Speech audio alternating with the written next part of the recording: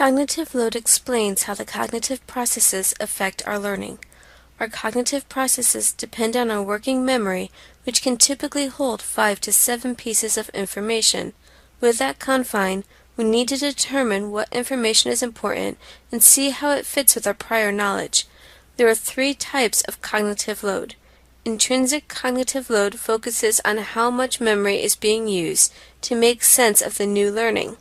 This depends on how complex the material is. Extraneous cognitive load focuses on how much memory is being used by things not related to learning. It works against the learning goal and is affected by not only distractors around the learner, but distractors within the learning.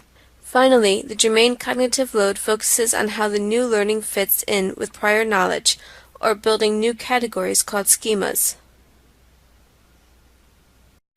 Meet Carrie. Carrie is a student in a math class, and while she understands the topic, she doesn't understand word problems.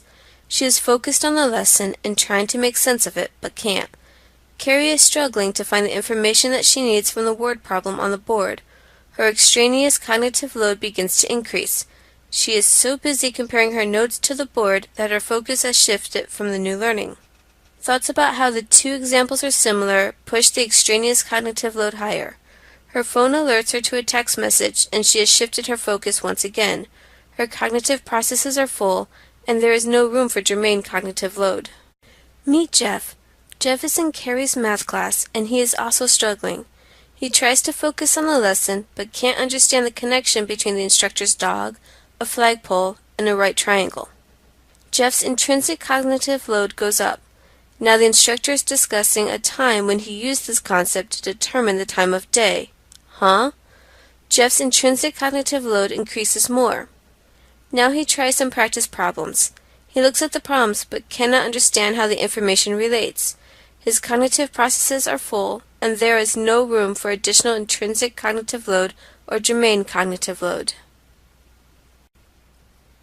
Finally, meet Gina. Gina attends the same math class as Carrie and Jeff.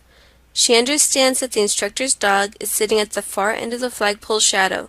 The teacher used the cosine function to determine how tall the flagpole was. Her intrinsic cognitive load is low. She listens to the instructor share a story about how excited the instructor's children were when they solved the problem. Her extraneous cognitive load is low. Therefore, she has enough room in her cognitive processes for germane cognitive load.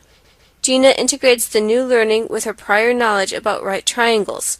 She easily retains the information and does well on her test.